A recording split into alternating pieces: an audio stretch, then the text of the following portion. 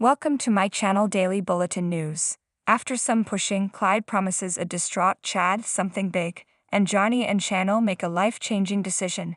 In today's Days of Our Lives, Channel asks Johnny where he wants to go if he leaves Salem. He tells her about landing his dream job with his favorite director, but he has to give an answer by tomorrow and he'd have to go to Los Angeles. Channel notes they didn't give him time to think about it, then gets upset when he admits he's known about it for weeks. She wants to know if his plan was to tell her when he's on a flight, or just turn the job down and never tell her.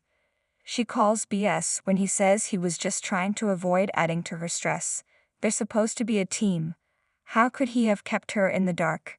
He apologizes again, especially after she learns Marlena knew before she did, but he panicked. Salem is our home.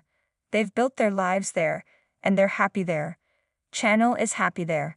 That's sweet. But if he'd wanted to turn the job down, he would have already. Yeah, he admits, he's conflicted, so Channel has to make the decision.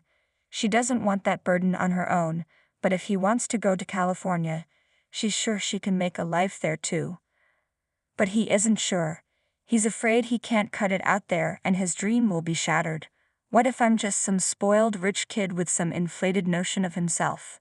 Failing on his own is one thing, but he can't fail her and the baby too. He won't fail, he's incredible, but he won't know if he can succeed unless he tries, and they can always come back to Salem if things don't work out. I will happily follow you to the ends of the earth because your dreams are our dreams now. They apologize to each other and Channel wants to know what he's thinking now. Over at the pub, Roman tells Kate that Eric just moved back in. Kate's happy, but worried about Lucas, who's gone silent since leaving to hunt down Clyde. Just as she laments she could never see him again, Lucas strides over to her. He apologizes for worrying her, but the FBI made him keep quiet until Clyde was back in Salem. Kate's still upset but notes that he should be a free man now, since he fulfilled the end of his bargain and helped catch Clyde. Lucas isn't sure what's happening with the deal, and Harris has been too busy to find out. Technically, he's still a fugitive. But when Kate tries to rush him out, he refuses to go to the monastery. He'd rather go back to prison. After Lucas goes to say goodbye to Julie, Kate fills Roman in on him possibly going back to prison. Is Roman actually upset if he does? Yes, he is. Roman thinks Lucas learned his lesson and it would be wrong if Harris didn't fulfill his end of the bargain. Julie gratefully hugs Chad as he gets home to the Horton house. He fills her in about Clyde, flashing back to being told Abigail is alive. After some prompting, Chad tells Julie about Clyde's claim. Oh God, Julie gasps. Chad thinks it's a lie, but there's a small part that hopes it isn't. Abby came back before.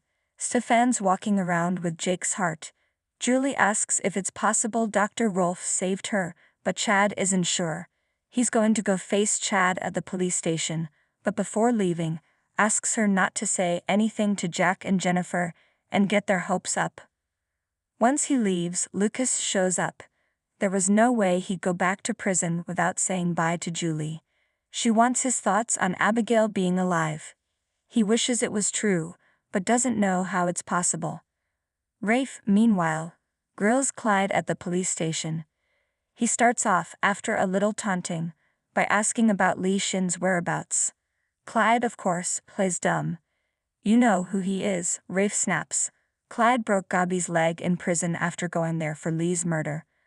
But again, Clyde plays dumb, then makes a creepy comment about Gabi in the shower.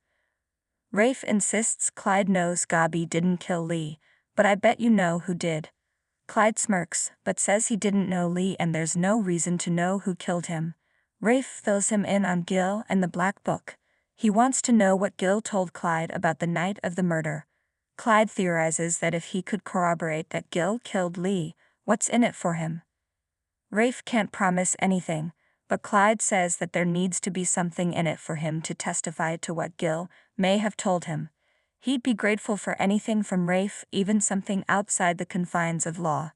Rafe helped cover up Hope's murder of Stefano. He can bend the rules. Rafe walks out, and a short time later, Chad walks in and pulls up a chair RIGHT in front of Clyde. The drug lord needs to start talking. Chad was with Abigail when she died. He held her. He was told there wasn't even anything Dr. Rolfe could do. How could she possibly be alive? Kristen walks into the Demara living room as Stefan shouts at someone on the phone. He then says, much to her amusement,